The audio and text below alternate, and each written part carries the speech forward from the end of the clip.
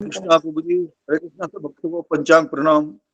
दंडवत प्रणाम प्रभु जी, दंडवत प्रणाम माता जी। हरे कृष्णा। हरे कृष्ण सभी भक्तों को पंचांग प्रणाम। हरे कृष्णा हरे कृष्णा। प्रभु जी हरे कृष्ण। पंचांग कृष्ण मोहन प्रभु जी, मैं स्टार्ट करूं क्या? कृष्ण मोहन प्रभु जी पंचम प्रणाम। दीप्ति माता जी पांचाशु प्रभु जी पंचम प्रणाम। जी जी जी माता हरे जी। कृष्ण माता जी। हरे कृष्णा जी जी सुधा माता जी, दंडवत प्रणाम। हरे कृष्णा। पंचांग प्रणाम। ओम अज्ञानतिमिरान्धस्य ज्ञानाञ्जन शलाकया चक्षुरुन्मीलितं येन तस्मै श्री गुरुवे नमः। जय श्री कृष्ण चैतन्य प्रभु श्री नित्यानंद श्री अद्वैत गदाधर श्रीवासादि आचार्य गौर भक्त वृंद की जय। प्रभुपाद की जय। गुरुदेव की जय। जय जय श्री कृष्णा। प्रभु जी पंचांग प्रणाम। हरे कृष्णा सभी भक्तों को पंचांग प्रणाम। गुरु जी को पंचांग प्रणाम। हरे कृष्णा रमेश प्रभु। श्री गुरु चरण पद्मा केवल भगति सदमा वंदो मुई सावधान माते। श्री गुरु चरण पद्मा केवल भगति सदमा वंदो मुई सावधान माते। याहार प्रसादे भाई हे भव तरिया यही कृष्ण प्राप्ति है यहाँ आते।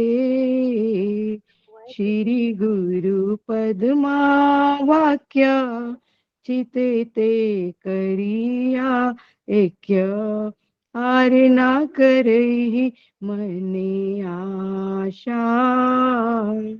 श्री गुरु चरणे रति ऐसे उत्तम गति ये प्रसाद पूरे सर्व आशा। चक्षुदान दिले जन्मे जन्मे प्रभु से चक्षुदान दिले जन्मे जन्मे प्रभु से दिव्य ज्ञान हृदय प्रकाशित दिव्य ज्ञान हृदय प्रकाशित प्रेम भक्ति यहाँ है ते अविद्या विनाशयात प्रेम भक्ति यहाँ है ते अविद्या विनाशयात वेदे गाये यहाँ चरित वेदे गाये यहाँ चरित श्री गुरु करुणा सिंधु अधम जनार बंधु श्री गुरु करुणा सिंधु अधम जनारे बंधु लोके नाते लोके रे जीवन ना लोके नाते लोके रे जीवना।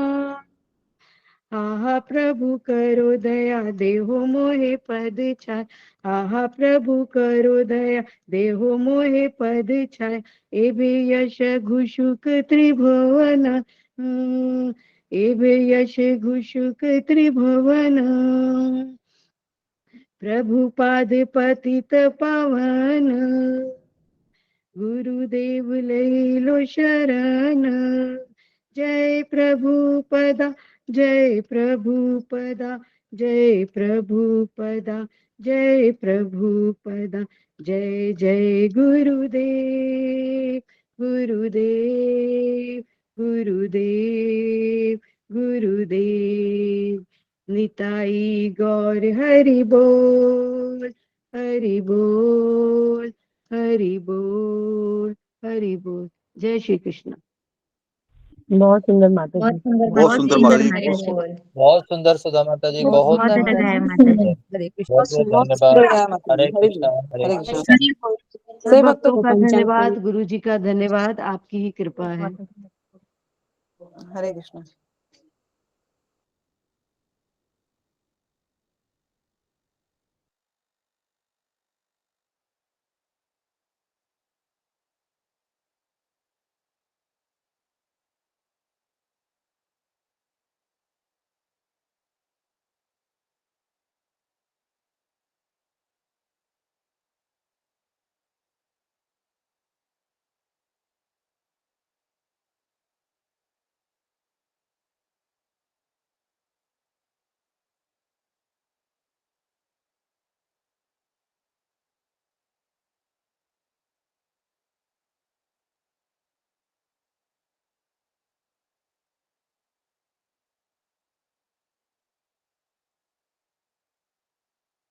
हरे कृष्णा सभी भक्तों को पंचांग प्रणाम।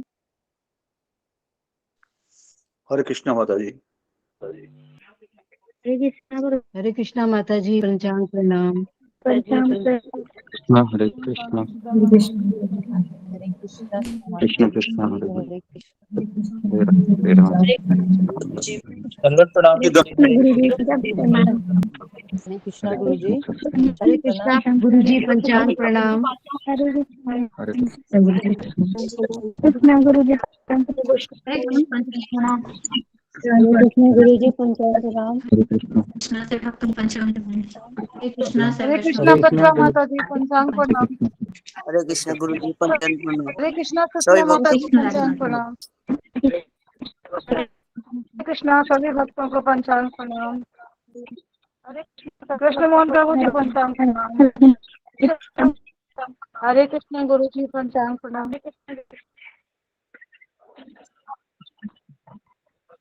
हरे कृष्ण ओम ज्ञानतिमिरालस्य ज्ञानाञ्जन शलाकया चक्षुरुन्मीलितं येन तस्मै श्रीगुरवे नमः।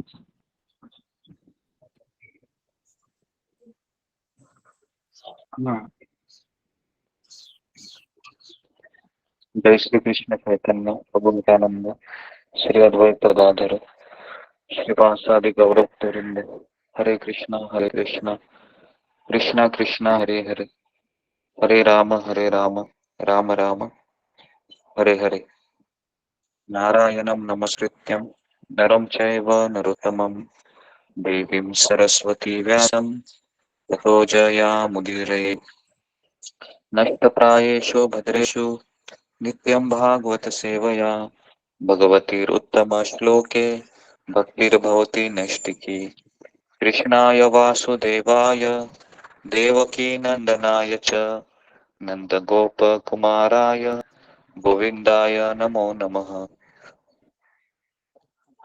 हरे कृष्णा।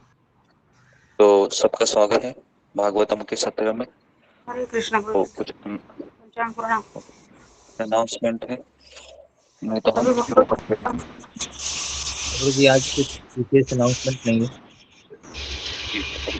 आज किसका टर्न था जो बताने वाले हैं? आज सुधा माता गुरु जी मेरा है। जी। जी, बताइए। कल हमने हरे क्या कृष्णा चर्चा गुरु किया जी, था? पंचांग प्रणाम। सही भक्तों को पंचांग प्रणाम। 2 दिन से हमारे सुंदरकांड की सुंदर कथा चल रही है हनुमान जी की, उसी के विषय में मैं बता रही हूँ। जब हनुमान जी लंका में प्रवेश करते हैं तो महल के चारों ओर सीता जी को ढूंढते हैं, लेकिन वो उन्हें नहीं मिलती। फिर वो एक महल के अंदर जाते हैं जहाँ एक स्त्री सो रही थी, जिसने बहुत सुंदर वस्त्र और गहने पहने हुए थे। तो उन्होंने सोचा शायद ये सीता जी हों, लेकिन सीता जी इस जगह आकर इतनी निश्चिंत होकर नहीं सो सकती हैं।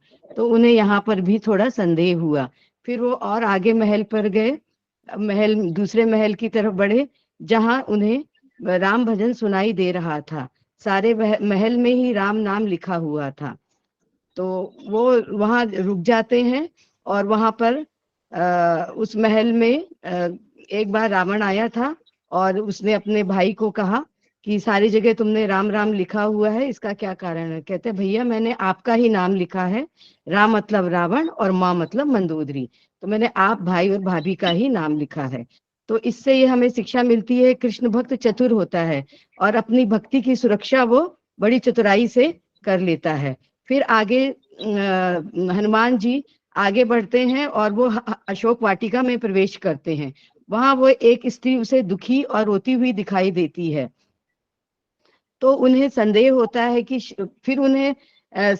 है कि शायद ये सीता है, लेकिन उन्हें कंफर्म नहीं होता। तभी वहां रावण आता है और सीता जी को उकसाता है कि तुम मेरी पटरानी बन जाओ तो मेरी सारी रानियां तुम्हारी दासी बनेंगी, तुम्हारी सेवा करेंगी और तुम यहाँ महल में सुख से रहोगी। लेकिन सीता उसके जवाब कोई भी उत्तर नहीं देती। जब वो वहां से चला जाता है तो सारी राक्षसियां सीता को डराती हैं, धमकाती हैं और कहती हैं इसको मनाओ किसी तरह। तभी त्रिजटा आती है जो विभीषण की बेटी है। वह अन्य राक्षसियों से कहती है कि सीता को तुम यहाँ तकलीफ मत दो और यहाँ से चले जाओ।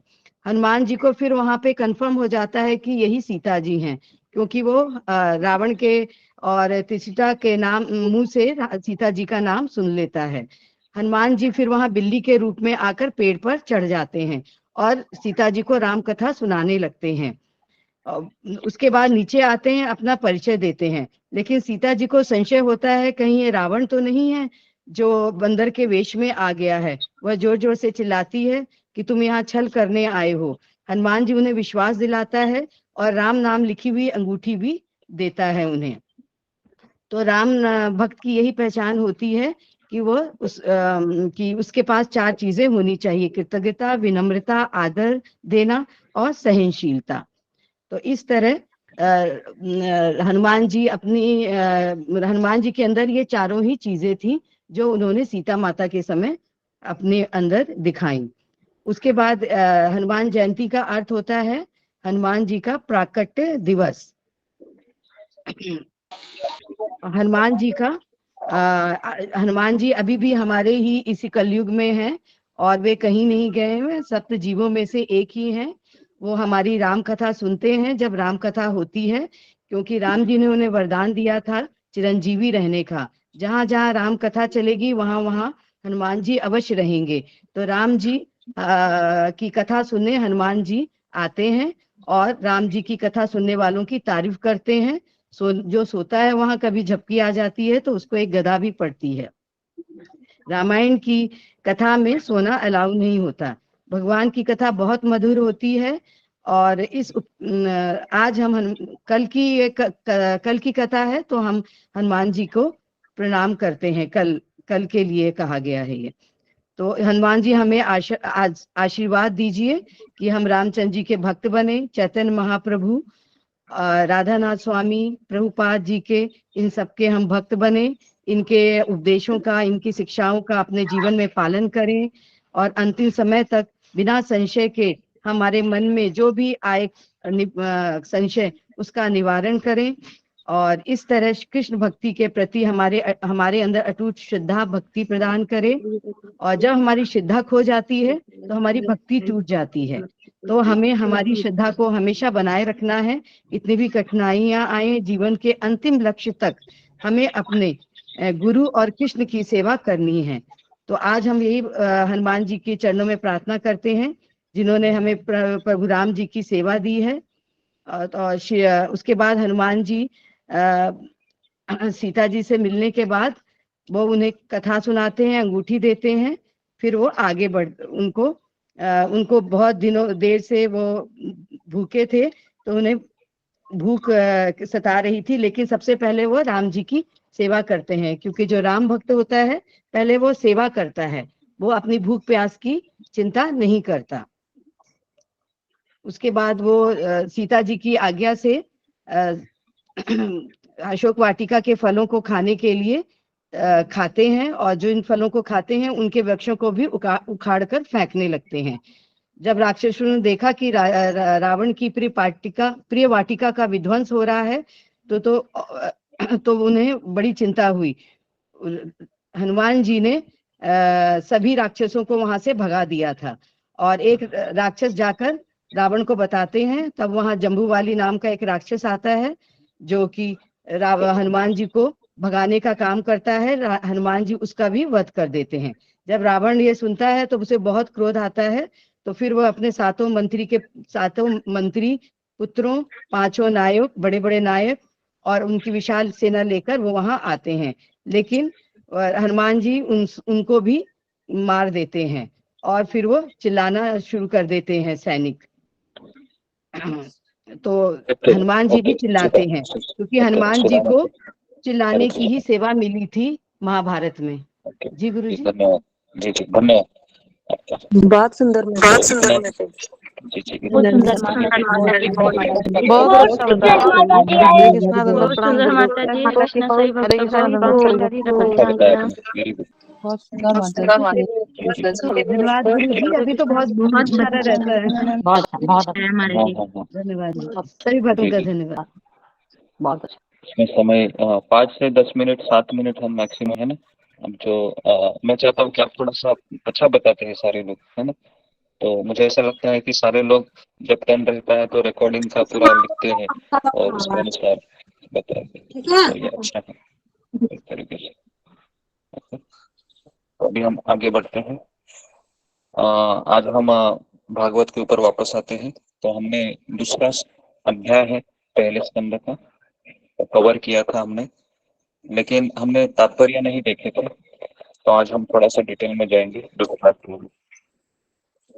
दूसरा अध्याय के तात्पर्य बहुत सुंदर से प्रभुपाद जी ने इतने सुंदर तात्पर्य लिखे दूसरे स्कंद के, सॉरी दूसरे अध्याय के। तो मैंने एक पीडीएफ फाइल है वो शेयर किया है ना। तो उसको हम धीरे धीरे धीरे धीरे किसी एक भक्त को हम पढ़ने के लिए कहेंगे। हम ऐसा चाहते हैं कि जब जब भागवत पढ़ने का हम एक एक पैराग्राफ हम पढ़ेंगे, है ना, और उसका मैं एक्सप्लेनेशन देता रहूंगा।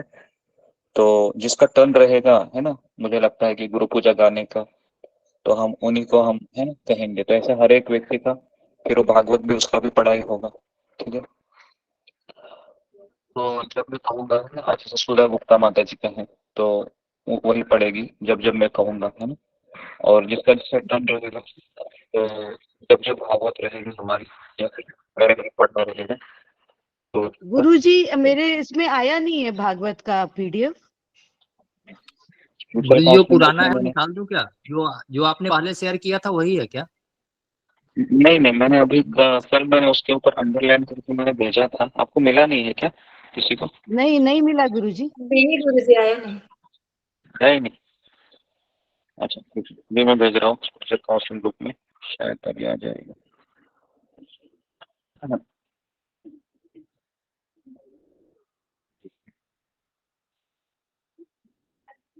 गुरुजी समय मिलने पर जो आज सुबह का जो सेवा होता है मंगला आरती वगैरह का, वो आज हाँ तक हाँ ही हाँ, था, वो भी 7 कर, तारीख 7 तारीख आज तक। तक ही करते हैं, ठीक है। फिर जी आज वो पहला वो कर लेते हैं, ठीक है, तो उसको उसको पहले भी, कंप्लीट कर देते हैं सारे हाँ बच्चे। तब तक। हाँ, जी जी। आ गया गुरुजी, आ तो मैंने गया, धन्यवाद, आ गया।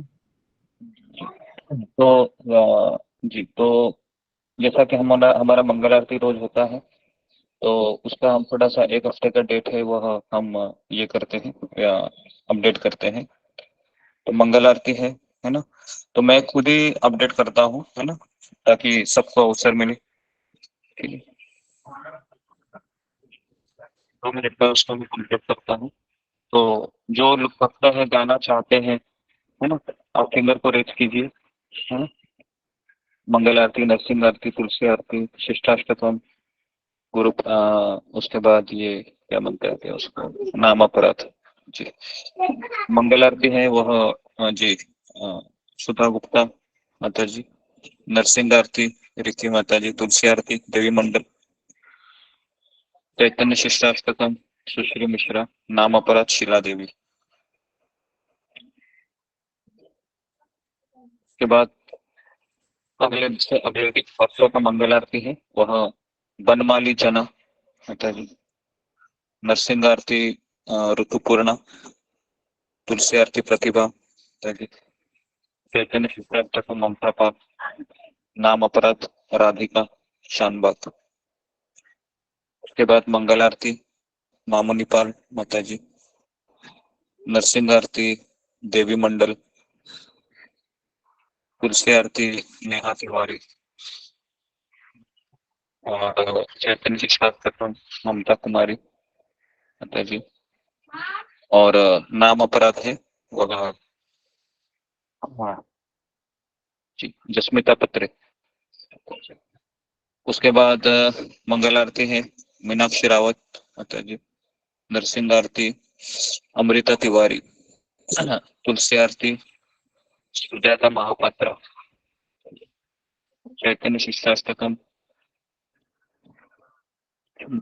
हाँ जुम्मा गोराई माता जी, और नाम अपराध है वह जी सुधा गुप्ता। उसके बाद मंगल आरती है रीना सिंह माता जी, नरसिंह आरती नेहा तिवारी, तुलसी आरती रूबी कुमारी, चैतन्य शिष्टाष्टकम ऋतुपूर्णा, और नाम अपराध श्याम सुंदर बैग,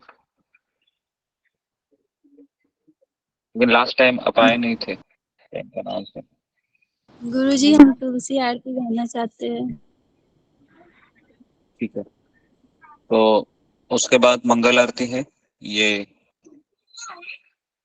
मंगल आरती एकता सोमानी माता जी। उसके बाद नरसिंह आरती,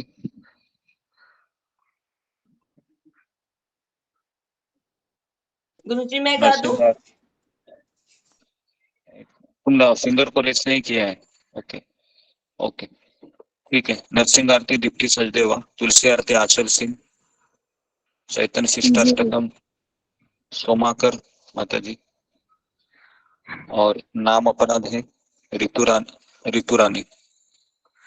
ओके, उसके बाद कितने दिन का हो गया विष्णु मोहन प्रभु? 13 तक हो गया गुरुजी, 13 तक। ओके, उसके बाद मंगल आरती है। ये नंदिनी शाह माता जी गाएगी। नरसिंह गुरुजी आरती, मेरे को चैतन्य वो आता नहीं है गुरुजी। प्रैक्टिस करो, प्रैक्टिस सोमा माता जी। प्रैक्टिस करने से है ना, कभी ना कभी तो आना ही है ना। हमको कभी ना कभी, जैसे अगर कोई कहेगा कि मुझे स्विमिंग आती ही नहीं है ना, तो उसको पानी में डुबकी लगानी पड़ती है एक दिन, है ना। तो ये भी ऐसा ही है। हाँ, उसके बाद नरसिंह आरती है मंजू सिंह माता जी। तुलसी आरती है नमिता साहा, चैतन्य शिष्टाष्टकम है ये। ओके, प्रतिभा कुमारी। उसके बाद नाम अपराध है राधा बंगर। उसके बाद मंगल आरती है ऋषभ जायसवाल, मंगल आरती। नरसिंह आरती है रोशनी राणा। तुलसी आरती है रितम प्रिया, चैतन्य शिष्टाष्टकम रुमा साहा। नाम अपराध रानुप्रिया। फिर अगले दिन मंगल आरती संस्कृति जादव। नरसिंह आरती शीला मोखाले। तुलसी आरती शंभवती शर्मा, चैतन्य शिष्टाष्टकम सुजीत साहा प्रभु। उसके बाद नाम अपराध है सुषमा गोराई। उसके बाद मंगल आरती है विजय लक्ष्मी राठी। नरसिंह आरती विशाल इगावे। तुलसी आरती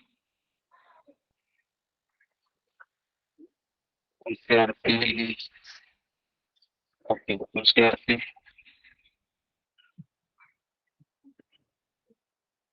मीना कुमारी माता जी। उसके बाद चैतन्य शिष्टाष्टकम पूजा डिमरी माता जी। और उसके बाद नाम अपराध है नमिता साहा। ओके, हो गए। कितने दिन के हो गए? 70 तक हो गया गुरुजी। ओके ठीक है, तो यहाँ यहीं तक कर लेते हैं। ओके, तो अभी हम भागवतम में चल प्रवेश करते हैं। तो आप सबको मैंने पीडीएफ है भेज दिया है स्पिरिचुअल काउंसलिंग ग्रुप में, आप उसको ओपन कीजिए।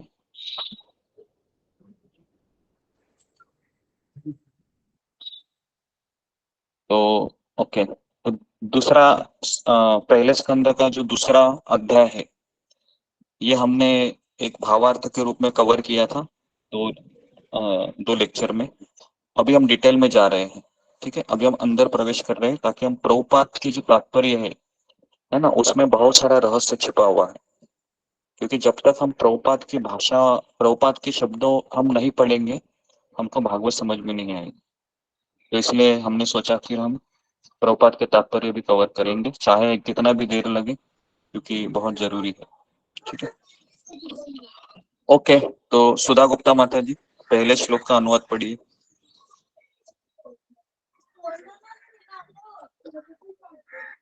जी गुरुजी। जय श्री कृष्णा।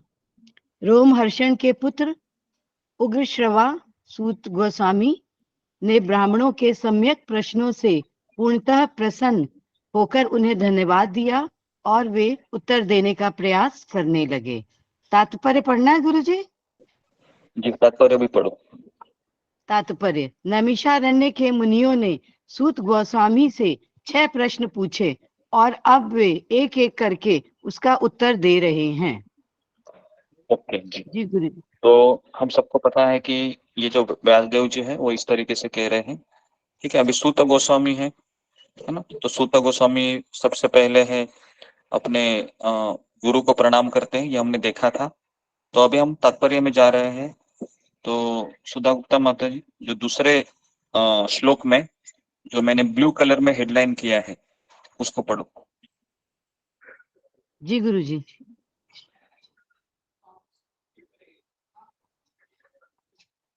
सामान्य रूप से मनुष्य साधारण जीव के रूप में जन्म लेता है और शुद्धिकरण संस्कारों के द्वारा उसका दोबारा जन्म होता है।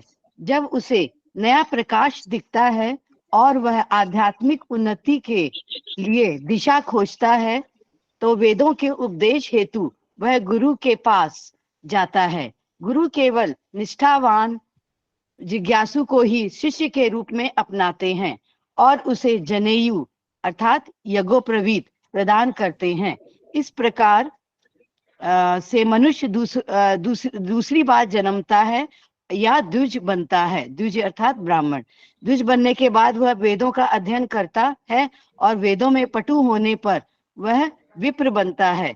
विप्र या योग ब्राह्मण परम ब्रह्म का साक्षात्कार करता है और तब तक आध्यात्मिक जीवन में उन्नति करता रहता है जब तक वह वैष्णव अवस्था तक नहीं पहुंच जाता। वैष्णव अवस्था यह किसी ब्राह्मण के लिए स्नातकोत्तर अवस्था है। प्रगतिशील ब्राह्मण को निश्चित रूप से वैष्णव बनना चाहिए क्योंकि वैष्णव ही स्वरूप सिद्ध विद्वान ब्राह्मण होता है। हरे कृष्णा।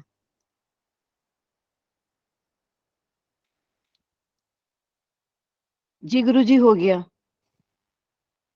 हो गया है, ठीक है। हरे कृष्ण जी, ब्लू वाला तो ब्लू लाइन वाला हो गया है। जी जी। तो देखिए, प्रभुपाद जी हमें ये बताना चाह रहे हैं किस तरह से पहले जन्म होता है ना। साधारण रूप से मनुष्य है ना पहले जीव के रूप में जन्म लेता है, मतलब माँ के गर्भ में प्रवेश करने के पश्चात जो बाहर आता है ना, तो शुद्धिकरण संस्कारों के द्वारा उसका दोबारा जन्म होता है। शुद्धिकरण संस्कार मतलब कितने संस्कार होते हैं, तो ऐसा वर्णन आता है कि 16 संस्कार होते हैं। 16 संस्कार होते हैं और 16 संस्कार में से पहला संस्कार होता है जिसे कहते हैं गर्भधान संस्कार। यहाँ से वो शुरुआत होती है। तो इसलिए अगर हमको ऐसी संतति चाहिए जो भगवान का भक्त हो, है ना, तो गर्भधान संस्कार में ऐसा बताया गया है कि शादी के पश्चात स्त्री पुरुष होते हैं वह भगवान को बहुत प्रार्थना करते हैं, गुरु से आशीर्वाद लेते हैं, है ना, और उसके बाद वह कम से कम, प्रभुपाद ने कहा है 64 माला का जप करना चाहिए कम से कम, है ना, लेकिन हम 16-32 एटलीस्ट कम से कम 16 माला 32 माला हम करना चाहिए उस दिन, है ना, पति और पत्नी ने दोनों ने। और उसके पश्चात वो दोनों एक साथ आकर, है ना, पुत्र के लिए उन्होंने प्रयास करना चाहिए। तो इससे जो जीव आकर्षित होता है ये भगवान का भक्त होता है ना, तो इसको कहते हैं गर्भधान संस्कार। तो यहाँ से, है ना, शुरुआत होती है। तो पहले के जो बच्चे होते थे, खास करके द्वापर युग में, है ना, या त्रेता युग, सत्य युग, तो उस समय ऐसे संस्कार किए जाते थे, है ना। तो कल युग में ये सब अभी असंभव के शब्द में आए क्योंकि बहुत कठिन है इस तरह से करना, है ना। तो उसके बाद उसका दोबारा जन्म होने के पश्चात, है ना, जब उसे नया प्रकाश दिखता है, नया प्रकाश दिखता है मतलब जब उसको पता चलता है कि संसार में कोई सुख नहीं है, जितना मैं भोग करना चाहता हूँ उतना मुझे दुख ही मिलता है, इसको कहते हैं नया प्रकाश दिखना, है ना। फिर वह क्या करता है, आध्यात्मिक उन्नति के लिए दिशा खोजता है। वो सोचता है कि कोई मुझे ज्ञान दे, है ना, कोई मुझे भगवान के बारे में बताइए।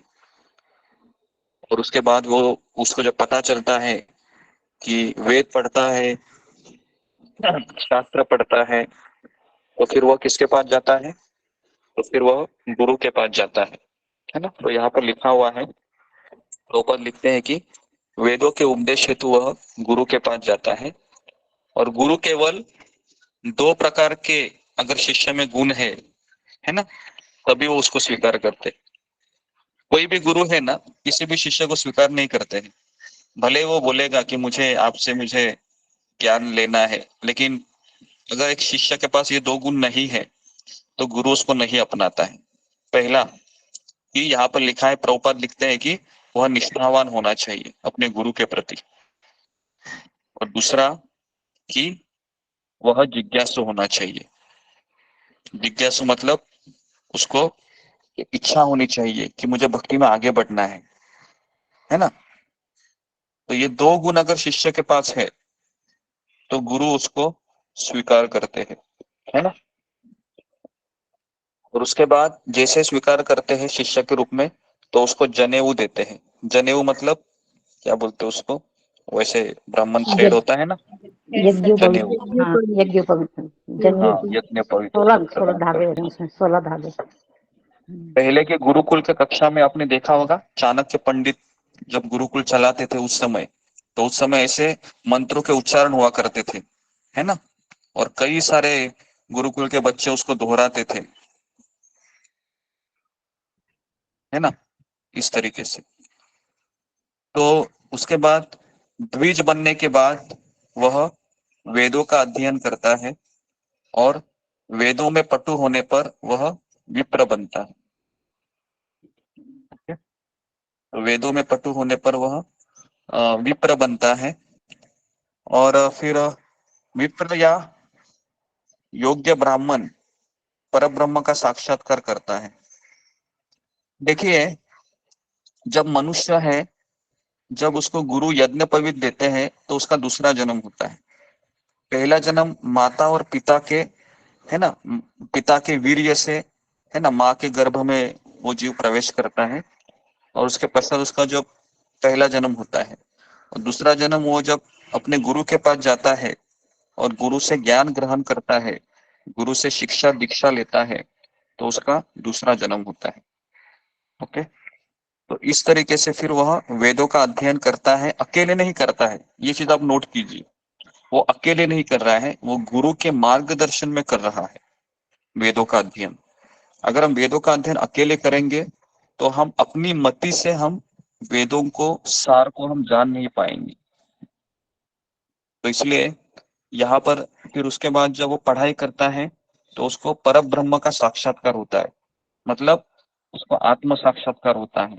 उसको पता चलता है कि मैं शरीर नहीं हूँ, मैं आत्मा हूँ, भगवान का अंश हूँ, है ना। उसके बाद और वो आध्यात्मिक जीवन में उन्नति करता है, बहुत उन्नति करता है। जब तक करता रहता है पढ़ाई सेवा, है ना। और फिर जब वह वैष्णव बन जाता है ना, तब वह उसको वैष्णव, ये ब्राह्मण से ऊपर का स्टेज है।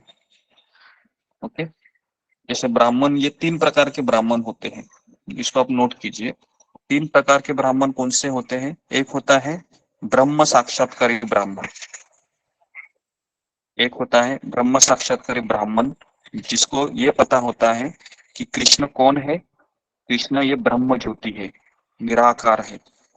तो ये पहले कैटेगरी का ब्राह्मण है। दूसरे कैटेगरी का ब्राह्मण है वह परमात्मा साक्षात्कारी होता है, जो अष्टांग योगी होता है, जो ध्यान करता है अपने हृदय के भीतर। ये सेकंड कैटेगरी का ब्राह्मण है ना। और तीसरे कैटेगरी का ब्राह्मण जो सर्वोच्च ब्राह्मण है, वह है भगवान साक्षात्कारी ब्राह्मण, जो कृष्ण को साकार रूप में पूजा करता है, गुरु से दीक्षा लेता है और भक्तिमय मार्ग पर चलते रहने का लिए कटिबद्ध होता है। तो ये हो गया थर्ड कैटेगरी का ब्राह्मण। तो जो थर्ड कैटेगरी का ब्राह्मण है उसी को कहते हैं वैष्णव। समझ में आ रहा है? उसी को वैष्णव कहते हैं। तो इसके लिए जो वैष्णव है उसमें ब्राह्मण के गुण होने ही चाहिए, है ना। ठीक है, नेक्स्ट। ओके सुधा माता जी नेक्स्ट पढ़ो। जो पिंक कलर में जो अंडरलाइन किया है उसको पढ़ो। गुरुजी उसी के नीचे है जो हाँ उसी के नीचे है वो। शील सुखदेव गोस्वामी प्रारंभ से ही वैष्णव थे, अतः उन्हें वर्णाश्रम धर्म के संस्कारों की कोई आवश्यकता न थी। वर्णाश्रम धर्म का चरम लक्ष्य अपरिष्कृत मनुष्य को भगवान के शुद्ध भक्त या वैष्णव में बदलना है। अतः जो व्यक्ति उत्तम अधिकारी वैष्णव द्वारा स्वीकृत किए जाने पर, गुरुजी वो ब्राउन वाला है वो तो छोड़ दूं ना? हाँ ठीक है, हो गया हो गया हो गया। तो सुखदेव गोस्वामी ये प्रारंभ से वैष्णव थे, क्योंकि हम सबको पता है कि भगवान श्री कृष्ण ने उनको जन्म के पूर्व ही उनको एक इंश्योरेंस दिया था कि मेरी माया तुमको स्पर्श नहीं करेगी, तो इसलिए वह पहले से मुक्तात्मा थे। तो जो मुक्तात्मा होते हैं उनको शुद्धिकरण संस्कारों की आवश्यकता पड़ती है क्या? तो इसका उत्तर है नहीं। नहीं। ठीक है, क्योंकि मुक्तात्मा होती है उनको आवश्यकता नहीं है। हमें है क्या आवश्यकता? तो हमें आवश्यकता है, क्योंकि हम कौन है? हम बद्ध जीव है। इतने बद्ध है कि 16 माला होने के बाद भी हम माया से, है ना, परास्त होते रहते हैं, है ना।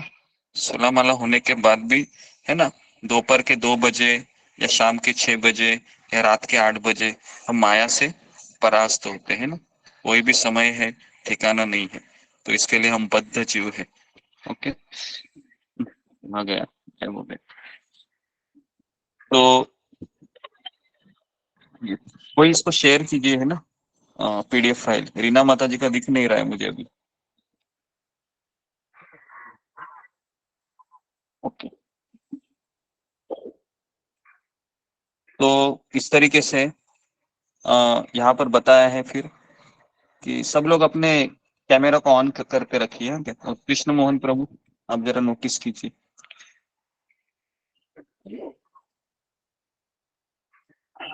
तो वर्णाश्रम धर्म का चरम लक्ष्य क्या है कि भगवान के बारे में, है ना।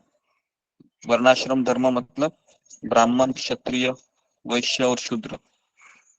तो इनका चरम लक्ष्य है भगवान के शुद्ध भक्त या वैष्णव में बदलना। जो व्यक्ति उत्तम अधिकारी वैष्णव द्वारा स्वीकृत किए जाने पर वैष्णव बन जाता है ना। उत्तम अधिकारी मतलब जिसकी दीक्षा होती है, मान लो, है ना। उत्तम अधिकारी मतलब भगवान का शुद्ध भक्त। तो 3 प्रकार के अधिकारी होते हैं। एक होता है कनिष्ठ अधिकारी, दूसरा होता है मध्यम अधिकारी और तीसरा होता है उत्तम अधिकारी। तो ये भक्त के 3 कैटेगरी है, ये भी बहुत जरूरी है। तो पहला है कनिष्ठ अधिकारी। कनिष्ठ अधिकारी जब मंदिर में आता है तो वह क्या करता है? अर्च विग्रह को प्रणाम करता है ना। विग्रह को, राधा कृष्ण को प्रणाम करता है, प्रभुपाद को प्रणाम करता है, लेकिन भक्त को प्रणाम नहीं करता है, वो भक्त को आदर नहीं देता है। तो ये हो गया कनिष्ठ अधिकारी। इसको कहते हैं नवोदित भक्त। जो अभी अभी आया है, उसको कुछ पता नहीं है, उसके लिए लगता है कि मैं और मेरा गोपाल बस। इसको कहते हैं कनिष्ठ अधिकारी। मैं और मेरा कृष्ण, बीच में कोई नहीं चाहिए, इसको कहते हैं कनिष्ठ अधिकारी। मध्यम अधिकारी क्या होता है? वो मंदिर में आएगा, भगवान को प्रणाम करेगा, प्रभुपाद को प्रणाम करेगा और भक्तों को भी प्रणाम करेगा, भक्तों से बात करेगा, भक्त को कहेगा कि आप मेरे से भी अच्छे हो। ये होता है मध्यम अधिकारी। ओके, लेकिन मध्यम अधिकारी रहता है ना, जब बाहर जाएगा तो वह टिट फॉर टैट, मतलब वह अगर मान लो कोई अभक्त है तो उससे दूर रहेगा वो, है ना। तो उतना ही बात करेगा मध्यम अधिकारी। और जो उत्तम अधिकारी है वो सारे जीवों में कृष्ण को देखता है ना। उसके लिए कोई अभक्त नहीं होता है। वो बाहर भी जाएगा तो उसको भी भक्त ही समझेगा, है ना। लेकिन ये उत्तम अधिकारी हम तुरंत नहीं, उत्तम अधिकारी बनने के लिए है हमारे अनर्थ है और हम निष्ठा, रुचि, भाव, आसक्ति, इस स्टेज पे उत्तम अधिकारी होते हैं। ठीक है, तो एटलीस्ट हमें सेकेंड कैटेगरी में आना चाहिए। सेकेंड कैटेगरी कौन सी है? मध्यम अधिकारी, है ना। तो मध्यम अधिकारी तक हमको आना चाहिए। तो यहाँ पर लिखा हुआ है कि उत्तम अधिकारी वैष्णव द्वारा स्वीकृत किए जाने पर वह वैष्णव बन जाता है। जब एक शुद्ध भक्त आपको स्वीकार करता है ना, कि अभी आप परिपक्व हो गए हैं, अभी मैं आपको दीक्षा दे रहा हूं, तो फिर आप वैष्णव बन जाते हैं। जब तक वो आपको स्वीकार नहीं करता है, तब तक भले ही आपका मन बोले कि मैं अच्छे से कर रहा हूँ, मैं अच्छे से कर रही हूँ, मुझे गीता में इतने परसेंटेज भी मिलते हैं, एग्जाम भी अच्छे से लिखता हूँ, लेकिन जब तक उत्तम अधिकारी आपको वैष्णव के रूप में स्वीकार नहीं करते हैं, तो फिर तब तक वह वैष्णव नहीं बन जाते हैं, है ना। लेकिन जिस तरह से हम अभी प्रभुपाद की शिक्षाओं को पालन कर रहे हैं, है ना, तो अभी हम इस साधक मार्ग है हमारा। किसी का माइक चालू है, कृष्ण प्रभु माइक को देखिए। तो इस तरीके से अगर कोई दीक्षा हो जाती है, वैष्णव बन जाता है ना, तो वह उसके जन्म या पूर्व कर्म कैसे भी हो, मतलब वह कितना भी गिरा हुआ हो, या कौन से भी परिवार में उसका जन्म लिया हो, चांडाल परिवार में उसका जन्म लिया होगा, या मांस खाने वाले है ना परिवार में भी उसका जन्म हुआ होगा, लेकिन अगर उत्तम अधिकारी भक्त उसको दीक्षा देता है, शिक्षा देता है, तो वह उसको ब्राह्मण माना जाता है, वह वैष्णव बन जाता है। तो चैतन्य महाप्रभु ने हरिदास ठाकुर को क्या बनाया? नामाचार्य बनाया। हरिदास ठाकुर कौन से परिवार में जन्म हुए थे?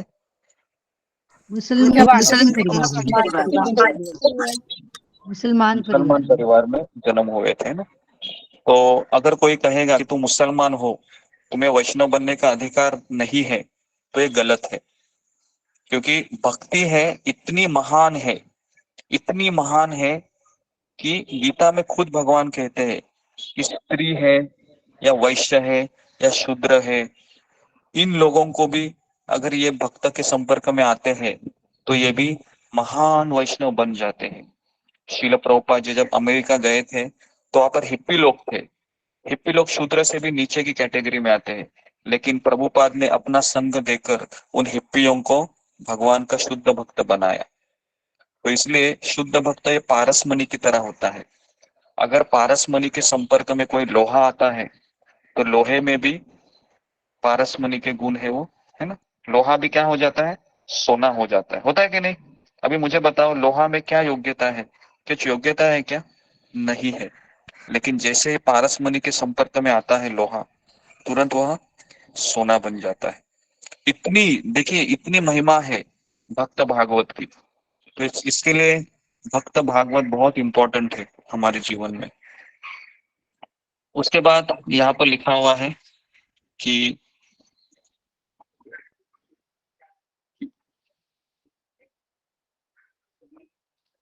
अगर कोई निम्न कुल में उत्पन्न व्यक्ति हो, चाहे वह किरात, हून, आंध्र, पुलिंद, पुलकश, आभिर, शुंभ, यवन, खस, तो इतने सब क्या है? नीचे की कैटेगरी है।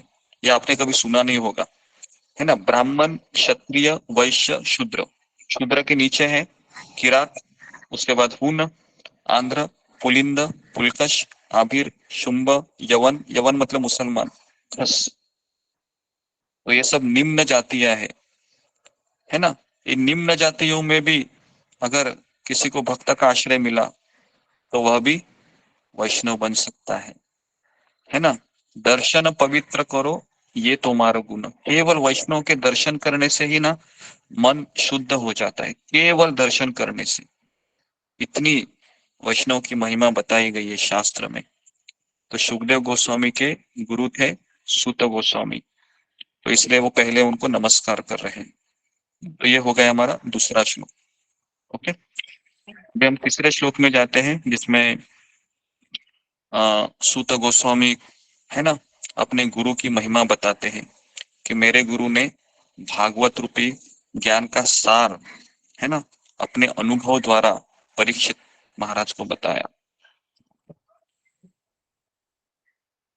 तो अभी जो पीले कलर का लाइन है ये जरा सुधा माता जी पढ़ो, तीसरे।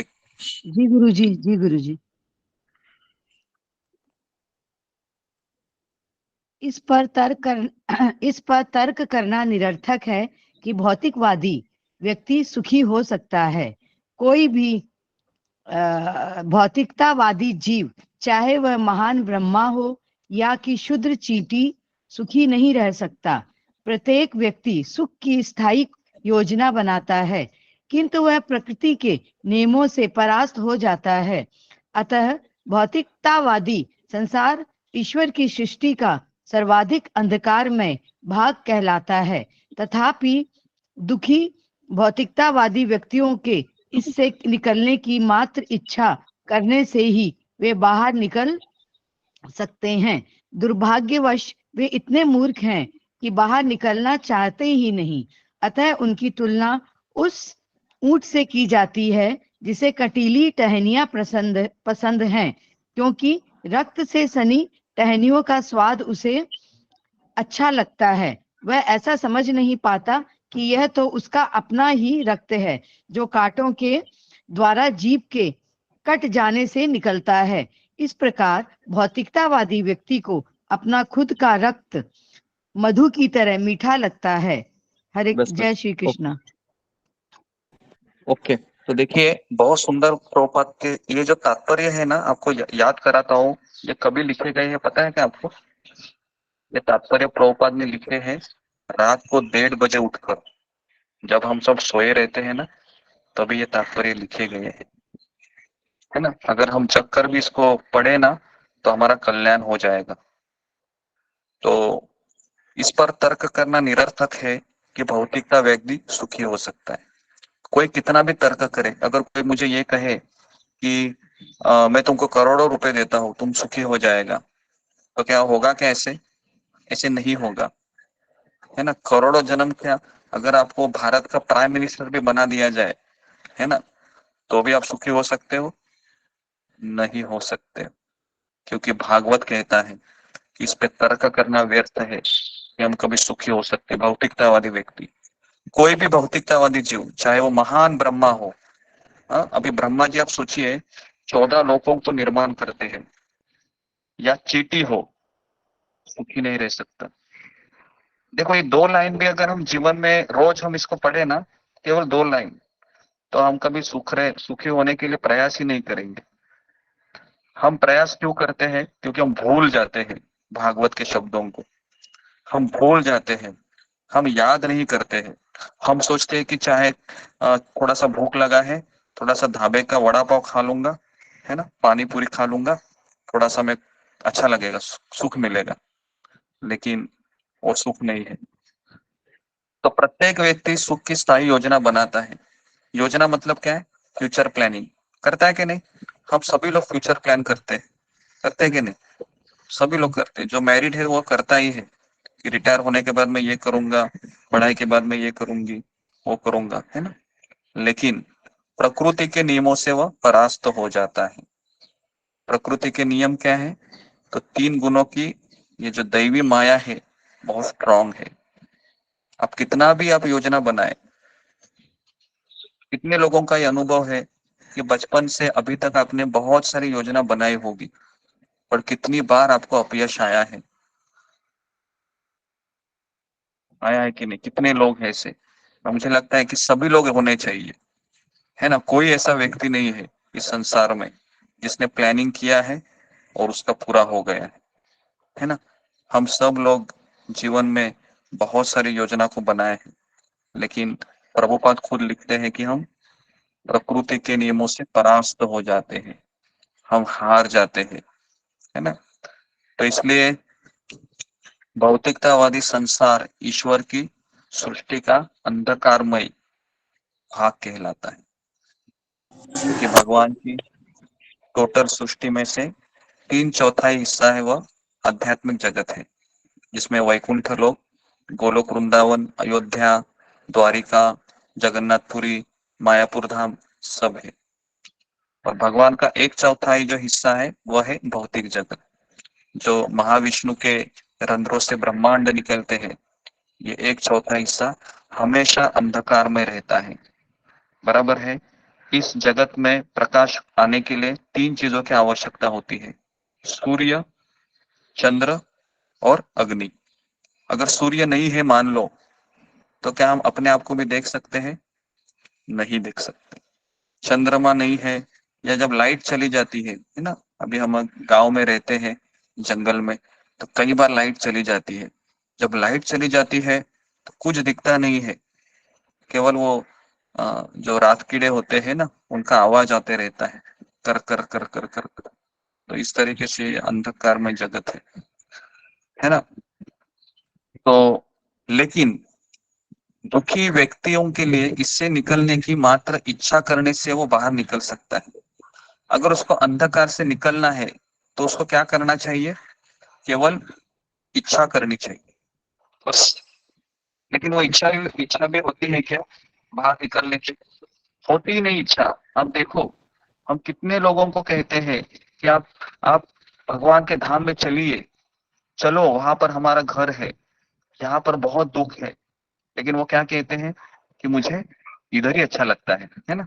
मेरी पत्नी है, मेरे बच्चे हैं, है ना।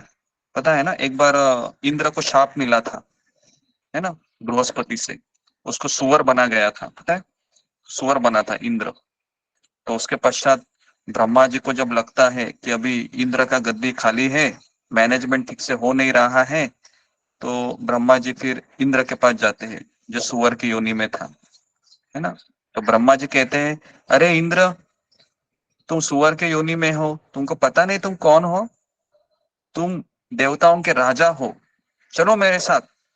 इतना बड़ा तुम राजा होकर ये क्या कर रहे हो यहाँ पर, मलमूत्र खा रहा है। तो इंद्र पता है क्या बोले ब्रह्मा जी को? अरे ब्रह्मा जी, तुमको पता नहीं है क्या? ये देखो मेरी पत्नी कितनी सुंदर है, देखो देखो जरा इसको, मेरे बच्चे देखो, है ना। तुम ही जाओ वहां पर, मुझे नहीं आना है। समझ में आ रहा है आपको भगवान की माया कितनी स्ट्रांग है? कि इंद्र सुअर के योनि में है, वो खुद को क्या सोचता है, मैं कितना सुखी हूँ। तो इसके लिए इच्छा होना भी बहुत कठिन है कि मुझे यहाँ से निकलना है। जब तक किसी भक्त का आपको आश्रय नहीं मिलता है, जब तक भक्त आपको बताता नहीं है कि संसार कितना दुखों से भरा हुआ है, तब तक हमको ऐसा लगता है कि मैं यहीं पर पड़ी रहती हूँ, यहाँ पर पड़ा रहता हूँ, यहाँ पर ही सब मेरा स्वर्ग, मेरा वैकुंठ, मेरा गोलोक वृंदावन भी कहाँ पर है? इस 4 दीवारों के अंदर है। लगता है कि नहीं ऐसा लगता? अरे लगता है, देखो आप, जी है ना। मुझे लगता है। लगता है। अपने बच्चों का जब चेहरा देखोगे ना, पापा पापा मम्मी मम्मी, तो ऐसा लगता है कि पूरा भगवत धाम ही इधर ही अवतरित हुआ है, ऐसा लगता है घर में, बराबर कि नहीं? हाँ, होता है ऐसे। तो इसके लिए इतना आसान नहीं है। जब तक हम भागवत पढ़ोगे नहीं, तब तक ऐसा लगेगा मैं इधर ही रहता हूँ, माला भी करूंगा और मैं इधर ही रहूंगी। तो इसके लिए बहुत कठिन है। तो अतः दुर्भाग्यवश से इतने मूर्ख है, प्रभुपाद लिखते हैं कि वह बाहर निकलना नहीं चाहते हैं। फिर प्रभुपाद ऊंट का उदाहरण देते हैं। ऊंट अगर आपने देखा होगा कि जब मैं अभी जगन्नाथपुरी में गया था, तो वहां पर स्नान करने के लिए मैं गया था समुन्द्र में, जब पहली बार गया था। तो वहां पर मैंने देखा कि कई सारे ऊंटों के ऊपर सवारी की जाती है, और तब मैंने जिंदगी में पहली बार इतने नजदीक से देखा ऊंट को, है ना। ऊंट का जो चमड़ा रहता है ना, बहुत सख्त रहता है। अगर आप उसको ब्लेड भी मारोगे ना, तो भी मुझे नहीं लगता खून आएगा, इतना सख्त रहता है ऊंट का चमड़ा।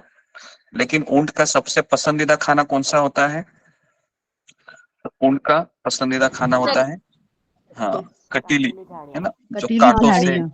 हाँ, कटीली झाड़ियाँ बहुत उसको अच्छी लगती है। तो जब वह कटीली झाड़ियों को खाता है, तो जीभ है ना उसका, उस कटीली झाड़ियों से उसका कट जाता है, और उस जीभ से खून आने लगता है। और जैसे खून आता है, और उसी खून को जब वो चखने लगता है ना, तो उसको बहुत टेस्टी लगता है ना। तो ऊंट अपने ही रक्त से, है ना, वह संतुष्ट हो जाता है खाकर पीकर। तो आप सोच सकते हो, इसी तरह से भौतिकतावादी व्यक्ति भी अपना खुद का रक्त मधु की तरह उसको मीठा लगता है ना। खास करके ऐसा कहा जाता है जो मैथुन सुख है ना, उसमें हमारा पूरा खून का ही एक वीर्य बनता है ना, और हमें उसी में हम आनंद लेते हैं।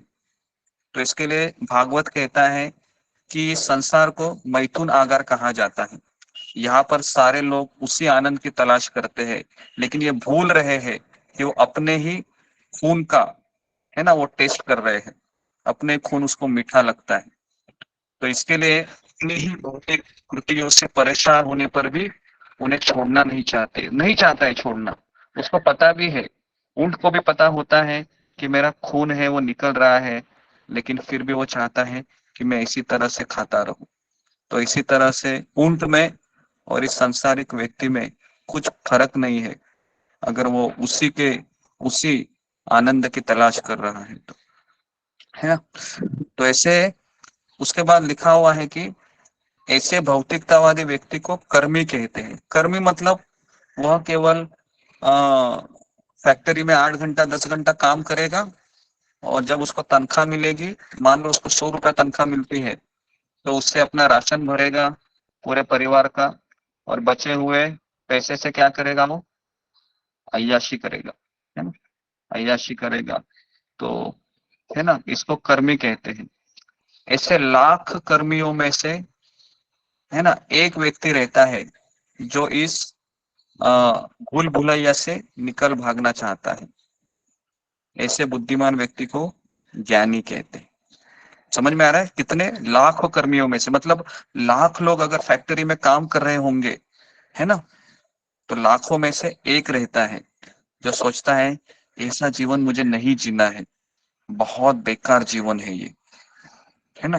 वो सोचता है कि कुछ तो रहेगा क्योंकि इसमें मुझे दुखी मिल रहा है।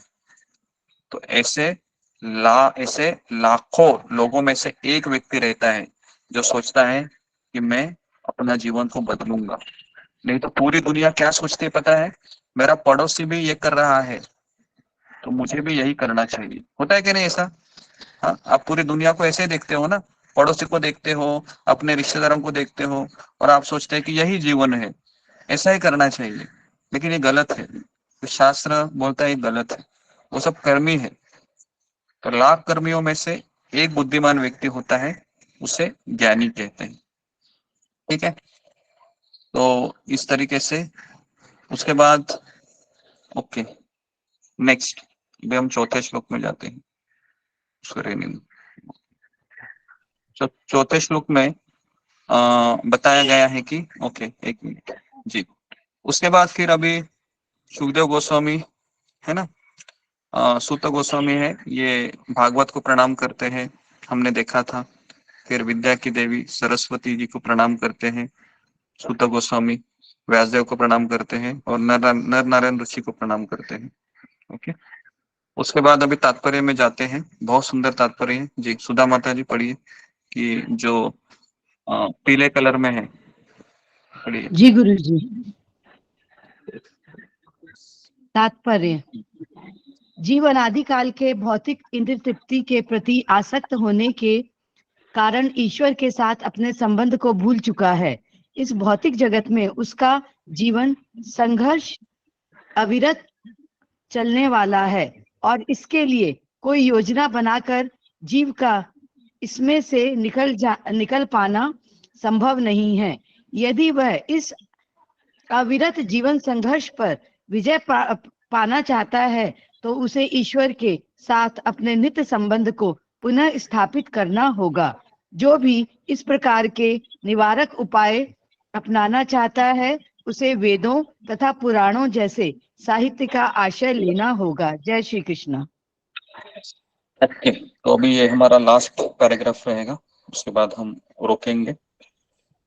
तो जीव अनादिकाल से भौतिक इंद्रिय तृप्ति के प्रति आसक्त होने के कारण ईश्वर के साथ अपने संबंधों को भूल चुका। तो हमारा भूलने का मेन कारण क्या है कि हम किससे आसक्त हुए हैं? हमारी इंद्रिय तृप्ति से आसक्त इंद्रियों से आसक्त है ना। कान बोलता है मुझे बॉलीवुड का म्यूजिक सुनना है, आँख बोलता है कि मुझे अच्छा कोई तस्वीर मुझे दिखा दो जो मुझे आनंद देगा। या जैसा अभी आईपीएल के मैचेस चल रहे हैं, पता है ना, आईपीएल चल रहा है अभी क्रिकेट के, तो शाम जैसे होती है सारे लोग आईपीएल देखते रहते हैं, है ना, क्यों? आंखों को अच्छा लगता है ना। उसके बाद तीसरा है, हमको मुंह में हमको, है ना, जीभ से हमको अच्छे अच्छे आइटम हमको खाना अच्छा लगता है। तो जब तक ये हम करते रहेंगे ना, तब तक हम भगवान को भूलते रहेंगे। बराबर है कि नहीं?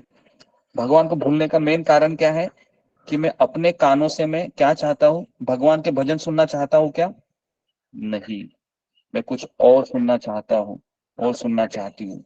इसलिए जैसे आप वो चाहत करते हैं, आप भगवान को भूल जाते हैं। हम सब भगवान को भूलने का मेन कारण यही है कि मैं उस म्यूजिक से आसक्त हो गई हूँ, या मैं उस खाने की वस्तु से आसक्त हो गया हूँ, जिससे मुझे कृष्ण का स्मरण नहीं होता। तो इस भौतिक जगत में उसका जीवन संघर्ष अविरत चलने वाला है। क्योंकि आपने देखा है, जो मछली होती है ना, वो मछली सुखी होती है पानी में, है ना, बहुत संतुष्ट होती है। लेकिन जैसे ही वो मछुआरा, पता है ना, कुछ उसको लगाता है गांडुल या कुछ, और उसको फेंक देता है समुद्र में, तो उसका जीवन कितना अच्छा रहता है, सुखी रहती है बेचारी। लेकिन जैसे उसको वो खाने का प्रयास करती है खट करके, है ना, तो मछुआरा है ना, तुरंत उसको खींचता नहीं है, पहले उसको और निगलने के लिए बोलता है, तो और वो निगलती है।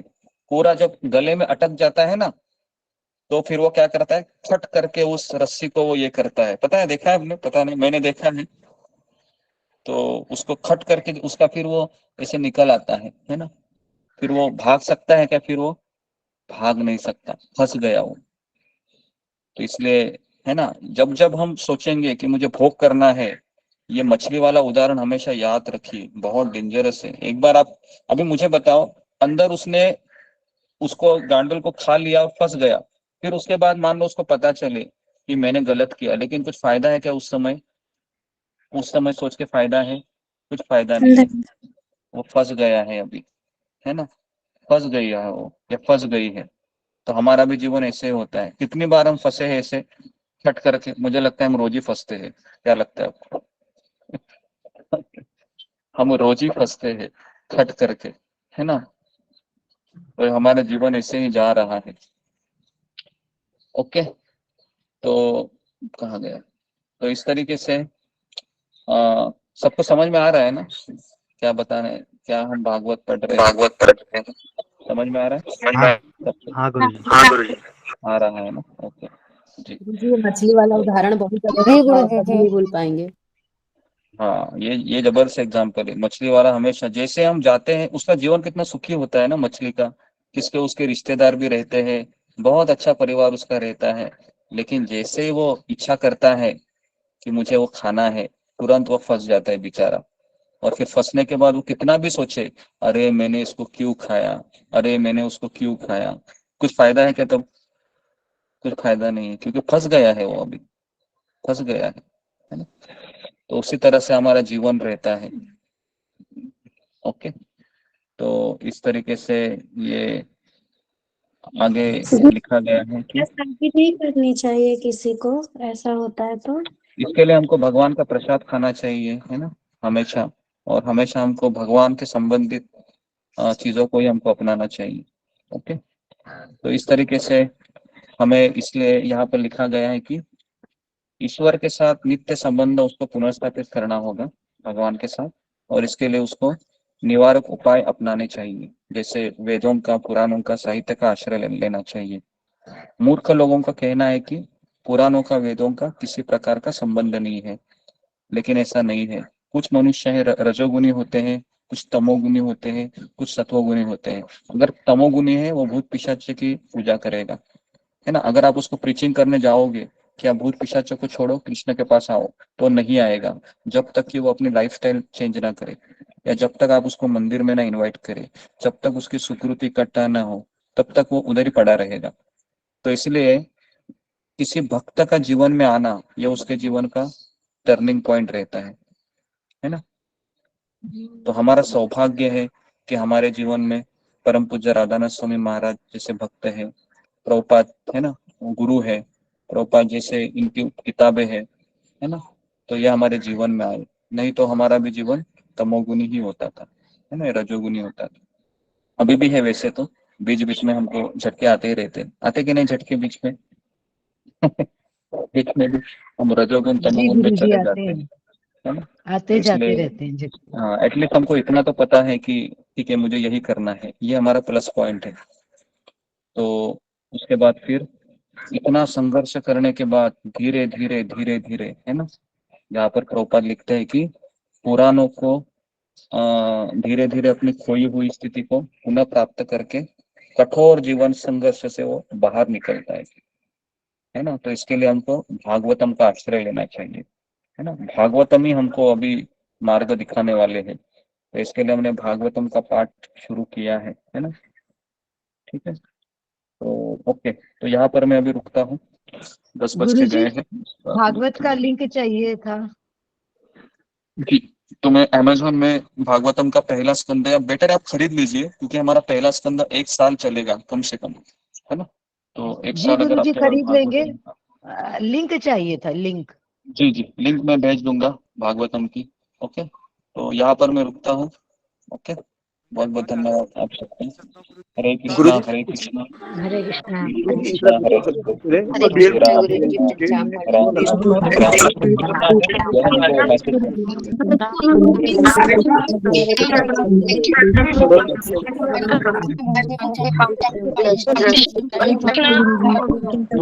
राम